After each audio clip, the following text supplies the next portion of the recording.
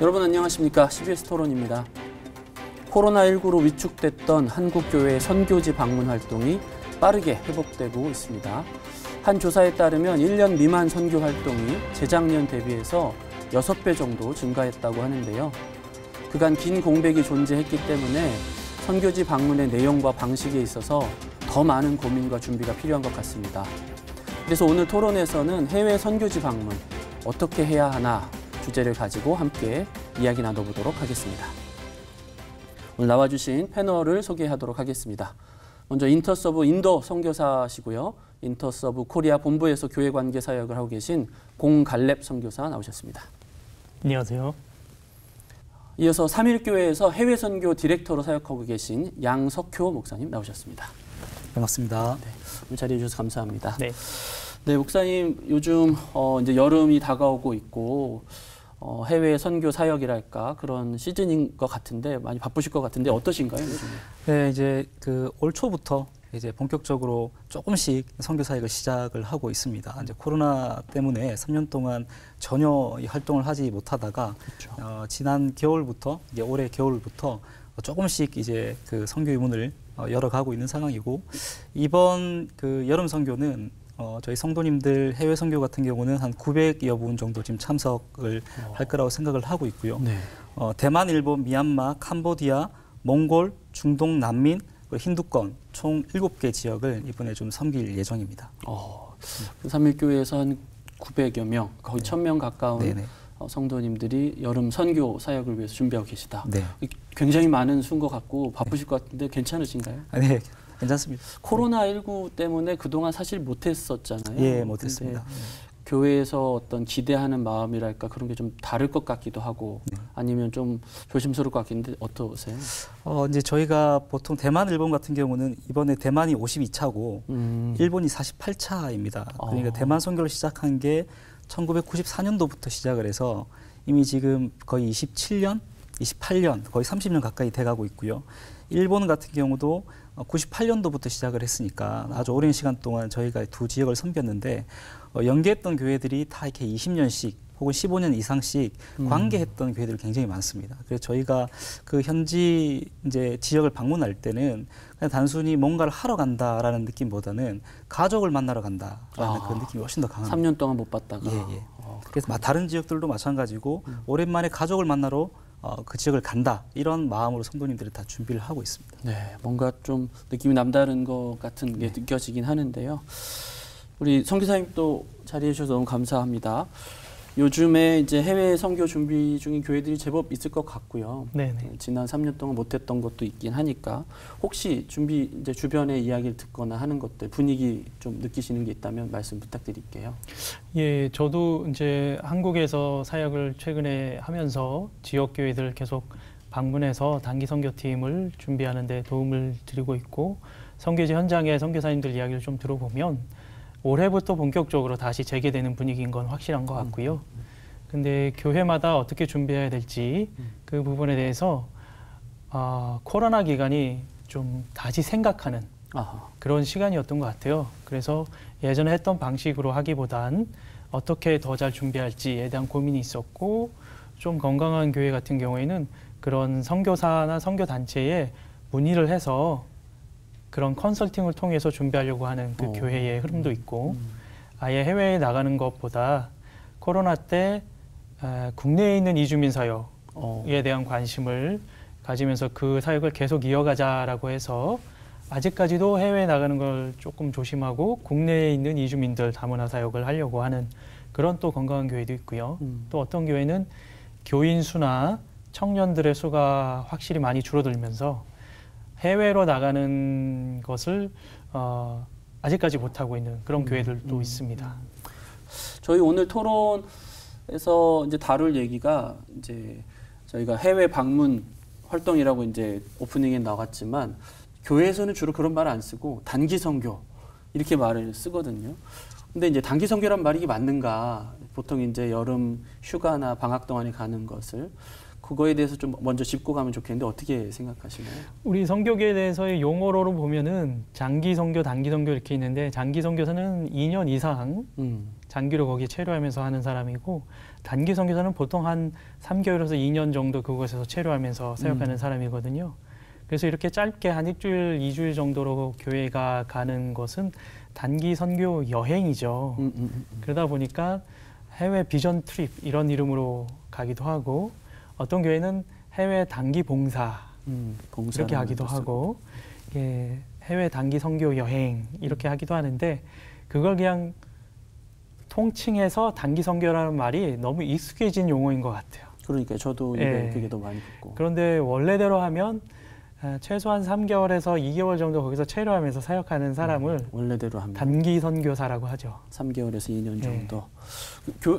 죄송하지만 삼위교회에서는 뭐라고 표현하시나요? 저희도 단기 선교라는 이름을 붙이는데 예, 사실 단기 선교이냐 장기 선교냐를 조금은 좀 고민을 하는 게 이게 과연 기간을 가지고 단기 선교를 규정할 수 있는가라는 생각들이 좀 있습니다. 왜냐하면 저희 교회 같은 경우는 아까 얘기했던 것처럼 대만 선교가 이제 올해 30년째입니다. 그렇죠. 한 지역을 섬기는데 한 교회를 꾸준하게 30년 가까이 방문했던 교회들도 있거든요. 그렇죠. 그러면 이 교회를 저희가 일주일 정도 6개월에 한 번씩 방문을 하게 되는데 이 6개월에 한 번씩 방문하는 이 활동들을 단기 선교 여행이라고만 좀 이야기하기에는 어렵지 않을까. 오히려 굉장히 장기적인 관점에서 하고 있는 단기 선교이지 않을까라는 생각들이 좀 있습니다. 그래서 이런 용어 자체를 규정하는 것 자체가 좀 쉽지는 않다. 이렇게 좀 개인적으로 생각을 하고 있습니다.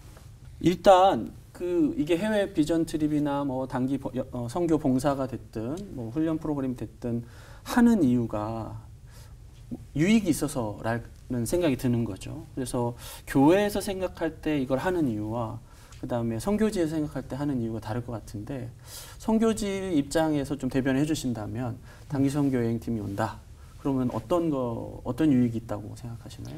일단 우리를 파송하거나 후원하고 있는 교회에 팀이 올 가능성이 많죠. 그렇죠. 그러니까 우리를 물질로만 후원하고 기도하는 것으로 멈추는 것이 아니라 실제로 선교를 같이 한다라는 것을 경험할 수 있는 기회인 것 같아요. 그래서 선교사들이 한 가정이 아니면 한두 가정이 외롭게 사역하는 그런 외톨이로 거기 있는 그러니까 인공위성을 띄우고 나면 인공위성이 알아서 지구 주위를 돌고 있겠지라고 교회에서 생각하는 게 아니라 그 인공위성으로 같이 가는 거죠. 같이 도는 거죠. 같이 도는 경험을 통해서 이거는 교회에게 주신 사명이구나라는 것을 깨달을 수 있는 기회인 것 같아요. 그리고 선교사들이 이렇게 1년에 한 번 정도 이렇게 와주면 또 위로를 받는 측면도 있고 단기성 프로젝트나 그런 것들이 필요할 때 그런 인원들이 또 도움을 주기도 하고요. 예를 들면 뭐 재난이 있다거나 구호나 아니면 이건 아주 옛날 방식이긴 해도 뭐 건축 뭐 그런 부분에 있어서 도움이 되기도 하고 그걸 하지 않더라도 와서 그냥 교제하는 것 자체가 큰 힐링이 되기도 하죠. 그리고 나서 선교사 입장에서 봤을 때는 우리 같은 사람이 그 교회에서도 나왔으면 하는 기대가 있어요. 근데 이렇게 선교지를 방문한 사람들이 선교의 꿈을 꾸기 시작하는 것이죠. 저도 사실은 대학생 때 이 단기 선교 훈련 프로그램을 통해서 선교에 대한 꿈을 꾸기 시작했거든요. 그렇죠. 그러니까 저 같은 사람이 앞으로도 나오려면 그런 단기 선교 훈련 프로그램은 필요한 거죠. 네. 교회 입장에서는 준비할 것도 많으시고 예산도 많이 될 것 같고 막 신경 써야 될 문제나 뭐 사고나 많으실 것 같은데 교회 일도 많고 국내에 할 일도 많은데 굳이 가신다라고 한다면 어떤 목적과 어떤 효과를 바라시고 가신다고 생각하시나요? 일단 교회의 목적 자체가 선교라고 생각을 합니다. 선교를 배제하고 교회의 어떤 목적성을 찾는 것 자체가 그리고 왜 교회가 선교를 가냐 이 물음 자체가 사실 성립이 되지 않는다고 생각을 하고 아까 말씀하셨던 것처럼 선교지를 방문하는 두 가지 목적이 있다고 생각을 합니다. 첫 번째는 실제로 저희가 선교지를 봐야지 물질이나 기도를 계속 지속적으로 후원할 수 있다라고 생각이 들거든요. 보지 않고 경험하지 않고 계속 물질과 기도로 후원하기는 쉽지는 않습니다. 단회적으로는 할 수는 있지만 직접적으로 그 선교지를 방문하고 경험해 봐야지만 성도님들도 지속적으로 관심을 가질 수 있고 또한 거기서의 신앙 성장이 있다고 봅니다. 이 한국이라는 우리가 틀에 있는 그 안전한 장소에서 해외 선교지라는 장소를 갔을 때에 그 특별함을 경험하고 거기서 깨어지는 것들이 사실 굉장히 많거든요. 그렇죠. 예, 그러면서 이제 신앙 성장이라는 측면들도 굉장히 중요하고 실제적으로 선교에 도움되는 사례들도 좀 있습니다. 예, 그런 측면들까지 고려했을 때 이 단기 선교가 필요하지 않나, 그리고 좀 많은 숫자들이 가야 되지 않나 그런 생각들을 하고 있습니다. 예를 들면 이런 얘기들이 있는 거죠. 이제 교회가 행사를 하기 위해서 선교지를 갖고 그리고 선교제의 어떤 필요나 도움이 되는 게 맞지만 그러지 않고 오히려 도움이 안 되거나 방해가 되는 건 아니냐 하는 비판들이 좀 있는 것 같은데요. 특히 이제 뭐 단기적으로 너무 일회성으로 그냥 보여주시기 아니냐 이런 비판도 좀 있고 네. 그 금액이면 더 이렇게 선교지에 이렇게 후원을 하고 할 수 있을 텐데 굳이 가야 하느냐 뭐 이런 얘기들도 많이 들으시고 네, 할 텐데 네. 어떻게 생각하시나요? 그에 대한 그 우려스러움도 충분히 이해는 합니다. 근데 아까 얘기했던 것처럼 성도들의 신앙 성장적인 부분들까지 사실 고려해야 된다고 생각을 하거든요. 성도들. 단순히 선교사님들만 파송해 놓고 물질만을 보내준다고 선교가 아니라 함께 한다라는 거는 또 여기서 그 나라를 품는 사람들이 생겨나고 또 그 장소에 장기든 단기든 이 선교사로 갈 수 있는 사람들이 생겨나는 것들이 더 큰 자산이지 않을까 생각이 좀 들고요. 단기 선교의 다양한 유익들이 분명히 있거든요. 효율이라는 측면이 아니라 좀 더 넓은 측면에서 장기적인 플랜을 가지고 이 단기 선교를 기획하고 준비해야 되지 않을까 생각들이 좀 듭니다. 좀 더 장기적인 관점에서 네. 이제 뭐 저희가 씨를 뿌린다 이런 말도 하긴 하는데 네네. 그런 것 같습니다. 선교사님은 실제로 인도에 오랜 시간 네. 계셨다고 몇 년 정도 계셨죠? 20년 정도 있었습니다. 네. 그러면 인도에 방문한 많은 교회들이나 선교팀이 좀 있으셨을 것 같은데요. 예, 많이 있었죠. 당연히 좋은 점들과 고마운 예. 일들 또 열매가 있었겠지만 좀 부족하거나 이런 점들 좀 어려웠다 오히려 단기 선교 때문에 그런 면이 있으셨다면 뭐 제 경험상 말씀을 드리면은 일단은 이게 그 팀의 그 어젠다를 가지고 와서 이걸 해주십사라고 요청을 하면 우리 현장의 필요와 이게 달랐을 때는 굉장히 큰 어려움이 있었죠. 사실 현장의 필요를 보고 이런 걸 준비해 주셨으면 좋겠습니다. 그래서 이걸 같이 했으면 좋겠습니다. 했을 때 소통이 잘 되는 팀은 와서도 현장의 필요를 충분히 보고 배우고 경험하고 돌아가서 또 그게 교회의 유익이 됐는데 그렇지 않고 우리는 이러이러한 것을 하길 원하니 이런 걸 준비해 주십시오라고 요청하는 반대로. 교회는 현장의 필요보다는 본인들의 필요를 채우려고 오는 경우도 있어요. 예를 들면 어떤 게 있을까요? 예를 들면 우리는 이런 프로젝트로 뭐 교회 건물을 짓고 싶다 아니면 우리는 이런 사역을 하고 싶다 예. 그러니까 그런 걸 좀 준비해 달라 이러면 우리가 갑자기 그걸 위해서 건물을 지을 수는 없잖아요. 네, 그렇죠. 네, 현장의 필요는 그게 아닌데 그렇죠. 그런 경우는 오히려 그렇게 요청하지 않는 게 좋고 그리고 한꺼번에 너무 많은 사람이 한 장소에 많이 오는 것도 그 현장에는 크게 도움이 안 될 수가 있습니다. 그건 왜 그렇죠? 왜냐하면 그곳은 조용한 마을이거나 아니면 예. 소수가 있는 곳이나 아니면 외부인이 많이 안 가는 곳이었다면 오히려 너무나 표가 나서 그 사람들이 뭔가를 우르르 와서 뭔가를 하고 갔는데 뭐지? 다음에 올 사람도 아니고 뭐 이런 그 오해가 있을 수 있고 현지인들이 바라보는 인식이 그냥 관광객 이상으로 바라보지 않게 되는 경우도 있을 수 있거든요. 그렇구나. 네. 그거는 3일교회 같은 경우는 제가 보기에는 좋은 케이스인 것 같은데 몇십 년을 같이 20년, 30년을 같이 한 지역에서 그 지역 교회와 지역 선교사들과 같이 관계하고 우리가 거길 갈 때 그 다음에 갈 때는 우리가 예전에 만났던 사람 그리고 우리 친척 같은 사람을 다시 만난다라는 기분으로 가고 그 사람들이 관계성에서 기다리게 되고 이런 건 괜찮지만 갑자기 한 번 단회성으로 가는 거는 이런 부작용을 맺을 수 있다는 것이죠. 실제로 선교지에 가면 이제 나는 한 번 딱 일생에 한 번 온 거잖아요. 선교지. 네. 얼마나 기도를 많이 하고 뜨거운 마음으로 그래서 막 이렇게 전도도 막 하고 막 그렇게 해서 이렇게 오히려 선교사님들의 그동안의 평상시의 활동이 방해가 되는 거 아니냐 이런 비판들도 어떻게 보시나요? 충분히 이해가 되고요. 네. 그러니까 저희가 이제 단회적으로 한 번 가겠다라고 하면 충분히 그럴 수 있다고 생각을 합니다. 그리고 아까 이제 공갈렙 선교사님이 지적하셨던 부분처럼 어떤 그 선교지의 그 필요에 따라서 선교를 결정하는 게 아니라 우리의 아젠다를 가지고 그렇죠. 이렇게 좀 해달라라고 하는 요청이 있는 단기 선교는 삼일교회에서도 그 가급적이면 하지 않으려고 하는 부분이고 최대한 그 선교지에 맞춰서 선교 사역들을 준비하는 것이 맞지 않나라는 생각들이 듭니다. 네. 네, 선교지에 맞춰서 사역을 하려면 네네. 오히려 이제 고민을 준비를 어떻게 하시는지 조금 얘기를 해주시면 도움이 되실 것 같아요. 네, 저희 소통이 가장 중요하다고 생각하거든요. 근데 저희들도 몇 번 그런 시행착오를 경험하지만 사실 몇 번의 소통만으로 이게 잘 되지는 않더라고요. 네. 근데 가장 중요한 건 얼마만큼 선교사를 신뢰할 수 있는가에 대한 부분들이 좀 크다고 생각을 합니다. 그리고 또 한 가지는 지속 반복적으로 그 지역을 섬겨야 된다고 생각을 해요. 지속 반복적으로 그 지역을 섬길 때 그 지역에 대한 이해가 생기고 그렇죠. 그리고 선교사님이 하는 사역들에 대한 이해가 생긴다고 생각을 하거든요. 근데 일회성으로 단 한 번 와가지고 모든 걸 다 하겠다라고 하는 단기 선교는 분명히 문제가 있을 수 있다고 생각을 합니다. 그런데 다른 쪽에서 이제 볼 때 보면 이제 그 기간에 신앙 성숙을 위한 신앙 성장을 위해서 단기 선교라는 걸 이용하는 거 아닌가. 그때는 되게 뜨겁고 그랬는데 갔다 와서 뭔가 허무하고 그러지 않을까 하는 그런 우려도 좀 있는 게 사실인 것 같은데 네. 어떻게 생각하시나요?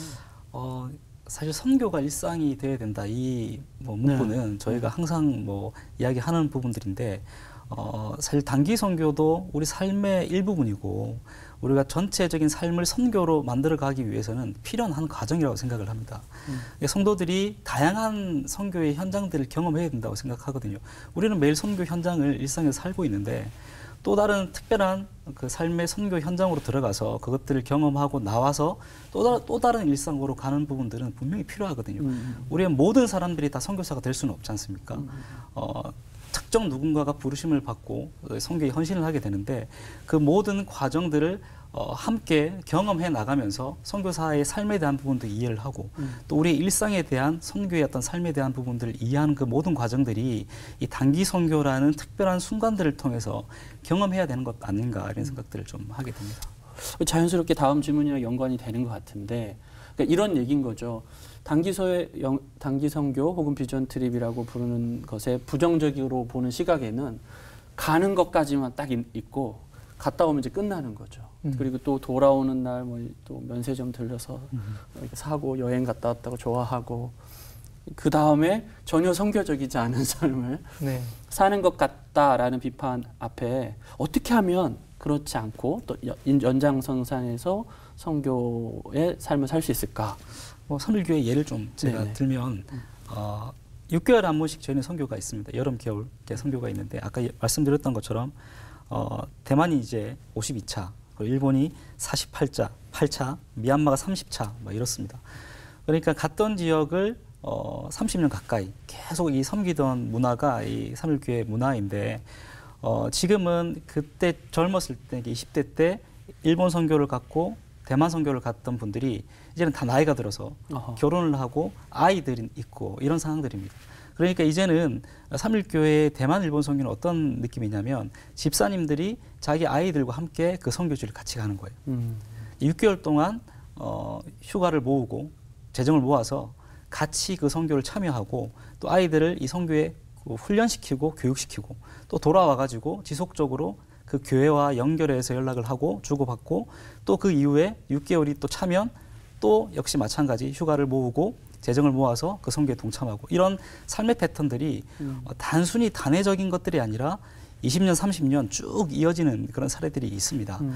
그러니까 단순히 이걸 단회적으로만 단기 선교를 간다 그러면 아까 지적하셨던 여러 가지 문제점들이 있을 수 있겠지만 이 단기 선교를 장기적으로 바라본다면 충분히 그런 문제점들을 보완하고 단순히 일회성이 아니라 장기적인 관점에서의 선교를 경험할 수 있지 않을까. 그래서 그게 단순히 그냥 내가 젊었을 때 한순간 가는 단기 선교가 아니라 조금 더 큰 차원에서 이 선교를 살아내는 그런 훈련들을 할 수 있지 않을까 그런 생각들을 좀 합니다. 그렇게 연관이 된다면 어떤 점이 좋을까요?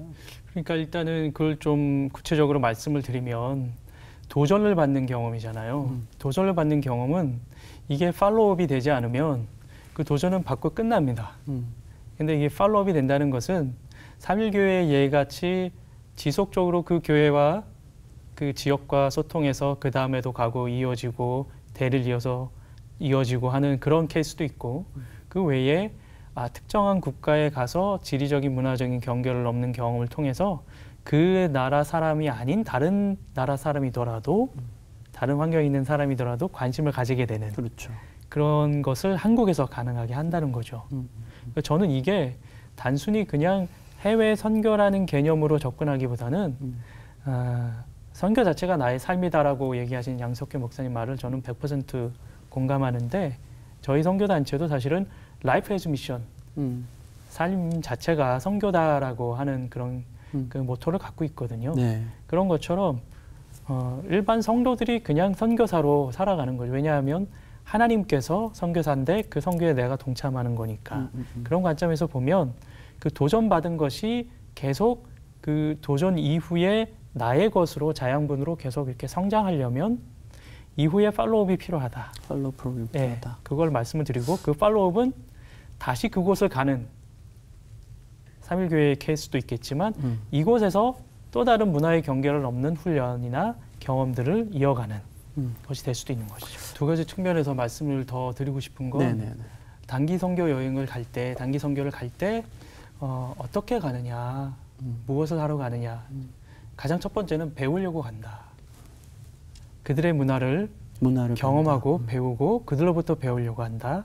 근데 우리는 복음으로 인한 그 하나님의 사랑을 경험했기 때문에 사랑을 나누어 주는 것이 이게 일종의 시혜자, 수혜자의 개념이 아니라 그냥 값없이 받은 거를 그냥 같이 나누어 주는 정도고 오히려 그들로부터 순수함을 배울 수 있고 공동체적인 문화를 배울 수 있고 왜냐하면 한국은 많이 개인주의화되었고 순수함이 많이 사라지는 시대를 살아가잖아요. 선교지 가면 여전히 옛날에 우리 한국 같은 순수함이나 공동체적인 문화가 남아있거든요. 네네. 그런 거는 오히려 우리가 배울 수 있는 측면이 많죠. 그렇죠. 예. 그런 걸 통해서 우리는 다른 사람들을 이렇게 섬길 수 있는 그런 능력이 이제 배가가 되는 것이죠. 실제로 또 이렇게 막 오랫동안 이제 그 팀을 꾸려보시면서 갔다 오시면 그런 얘기들 좀 들으시나요? 어떠신가요? 그러니까 지금 몽골 선교 저희 교회 몽골 선교를 제가 담당을 하고 있는데 이제 몽골 선교 같은 경우는 이 친구들과 몽골을 가서 몽골을 경험해보고 몽골 사람에 대한 선입견이라든지 이런 것들이 굉장히 많이 깨졌어요. 그러고 난 다음 할 수 있었던 게 이 코로나 기간에 저희가 몽골을 방문할 수 없을 때 그럼 한국에 들어와 있는 몽골인들과 어떤 사역들을 할 수 있지 않을까 이런 고민들을 하게 된 거거든요. 근데 그 과정이 없었다면 예를 들어 그 이전에 몽골을 가지 않았었다면 이 한국에 있는 몽골인들에 대한 관심이 아예 없었을 것 같아요. 지금은 저희가 이주민 사역을 하고 있거든요. 사실 굉장히 어려운 부분들이 많지만 조심스러운 것도 많고 하나씩 배워가면서 하고 있는데 그래도 이 단기 선교가 있었기 때문에 이 이주민 그리고 이 다문화에 대한 관심들을 조금씩 가질 수 있지 않았을까 하는 생각들이 좀 있습니다. 근데 또 이미지만 말씀드리면 부정적인 건 얘기는 하지만 마치 우리가 돈도 되고 사람도 데려가고 뭐 건물도 고쳐주고 뭔가 이렇게 그런 느낌으로 이렇게 가는 느낌이 들기도 해요. 그런 부분은 어떻게 보시나요? 저희가 항상 경계하는 게 제일 그겁니다.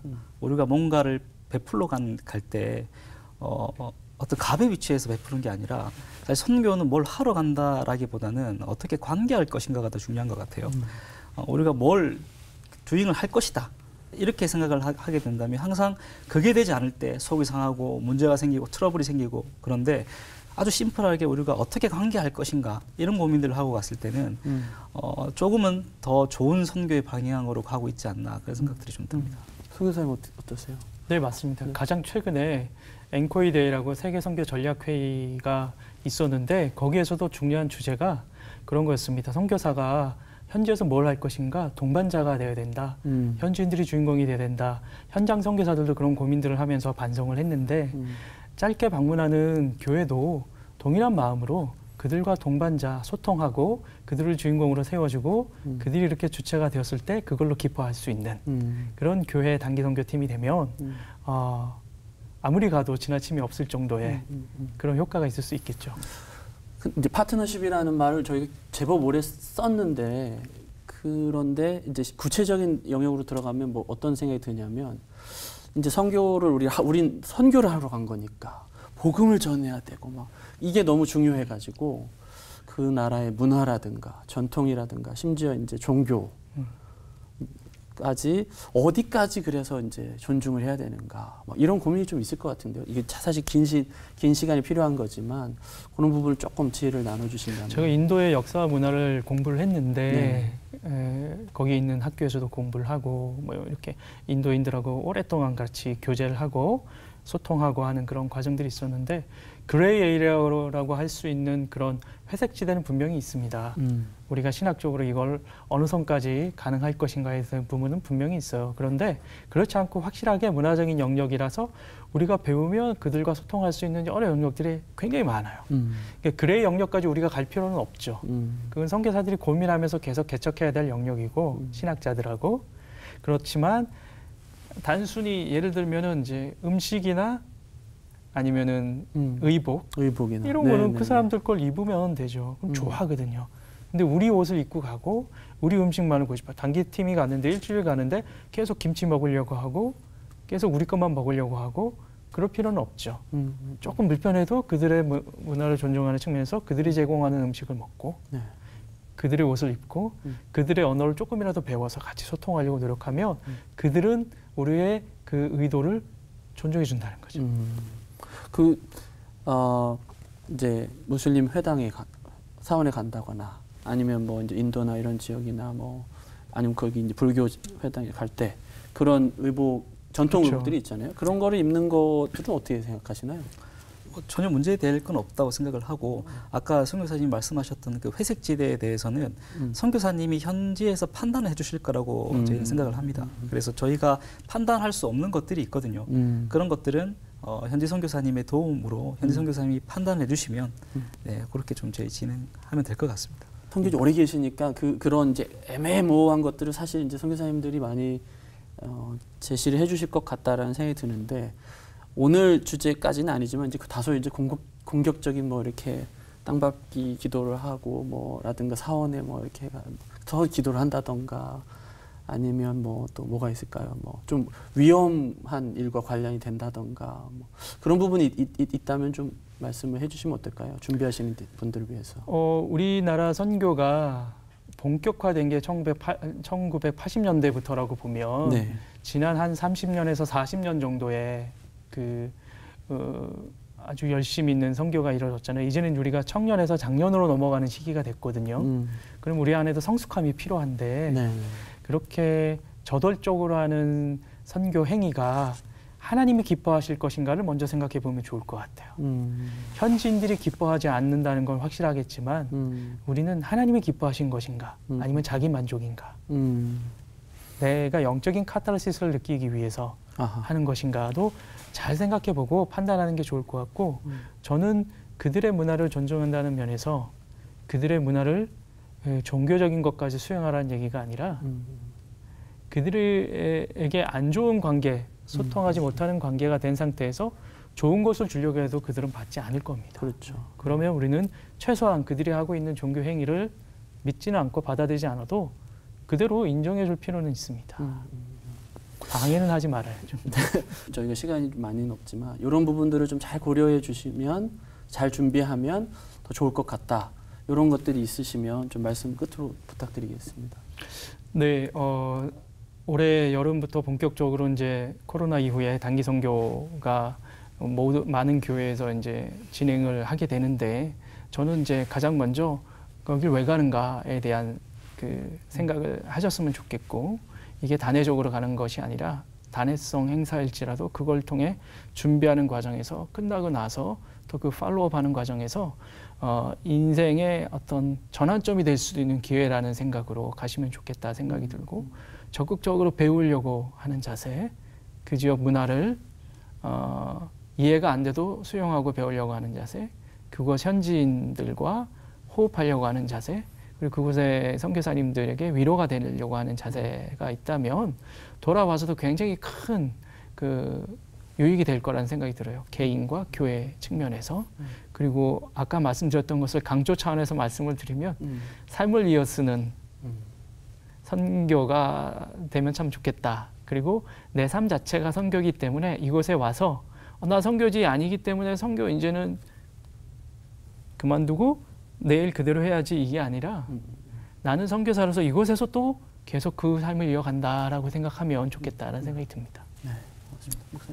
예, 교회가 이 선교를 좀 길게 봤으면 좋겠다는 생각들이 듭니다. 이게 단기 선교 자체를 조금 더 길게 보면 사실 성도들을 훈련하는 차원에 있어서도 성도들이 아까 말씀하셨던 것처럼 그게 삶이 되거든요. 그러면 단순히 한 번 경험하고 그냥 참 좋았어 라고 끝나는 선교가 아니라 지속적으로 생각하게 되고 현장에 대한 어떤 고민들을 하게 되고 또 지속적으로 기도와 물질로 계속 후원하게 되고 그래서 조금 더 교회들이 단회적인 선교를 계획하더라도 조금 더 장기적인 관점에서 5년, 10년 이렇게 바라본다면 이 단기 선교가 가지고 있던 여러 가지 문제점들이 해결될 수 있지 않을까 그런 생각들을 합니다. 네, 오늘 말씀 감사합니다. 네, 여기까지 듣겠습니다. 긴 공백을 깨고 재개된 해외 선교지 방문을 통해서 한국교회가 선한 복음의 통로로 쓰임받기를 기대합니다. 오늘 배운 내용 중에서 생각을 많이 하게 되는 것들이 있는데 오늘 보신 분들 기도하시면서 준비하고 이번 선교 여행들이 좋은 열매로 맺어지기를 기대하겠습니다. 오늘 토론은 여기에서 마치겠습니다. 시청해 주셔서 고맙습니다.